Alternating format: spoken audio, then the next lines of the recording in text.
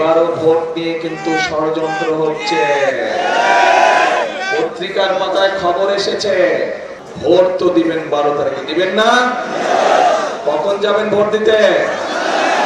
হ্যাঁ, সকালে গেলে হবে না। সব ভোট কেন্দ্রে, যার যার এলাকার ভোট কেন্দ্রে ফজরের জামাত আদায় করবেন। ভোট কেন্দ্রের সামনে পারবেন? তাহাজ্জুদের সময় উঠতে হবে, এইবার পারবেন?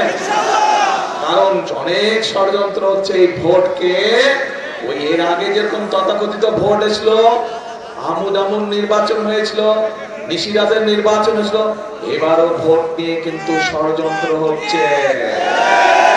পত্রিকার পাতায় খবর এসেছে, বিভিন্ন সোশ্যাল মিডিয়াতে খবর এসেছে, দেখেছেন না?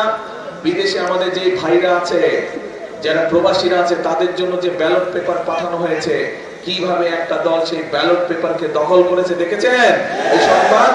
কাজে এই ষড়যন্ত্র দেশের ভিতরেও চলছে। এই জন্যই বলছি তাহাজ্জুদের নামাজ পড়তে হবে। ভোর রাতে উঠে তাহাজ্জুদের নামাজ পড়বেন, তারপরে ঘর থেকে বের হবেন, যার যার ভোট কেন্দ্রে গিয়ে ওইখানে দাঁড়িয়ে ওখানে ফজরের জামাতে নামাজ আদায় করতে পারবেন।